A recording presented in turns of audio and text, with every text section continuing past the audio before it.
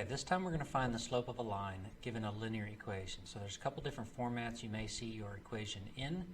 The most popular is the form y equals mx plus b.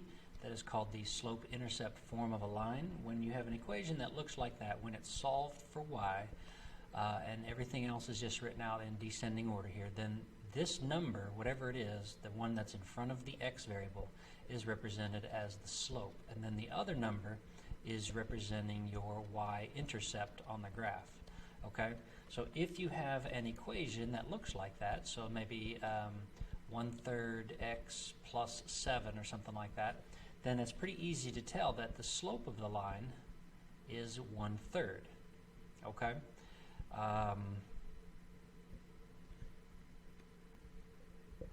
Okay, and then you may see some different equations that are in a different format. So maybe one that looks like this, where all the x's and y's are on the left side of the equation, and then all the extra numbers are on the right side. This is called standard form, and you may see this one as well sometimes.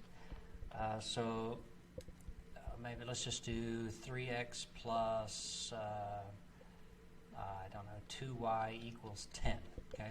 Something in standard form. So if that were the case, then what you would probably want to do is rearrange the values or rearrange the equation so that it is in standard form like the first example. In order to do that, you would want to take these three x's and move them to the other side of the equation, and we could do that just by subtracting 3x from both sides. Okay? After that, you will get your 2y's, and that would be equal to negative 3x plus 10.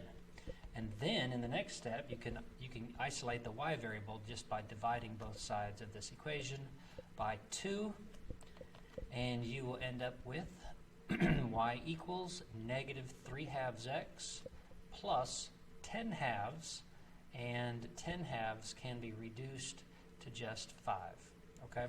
So now that we've rewritten the equation, we have it in slope-intercept form, and we can see that the slope is the number in front of the x variable. So that is our slope, negative 3/2.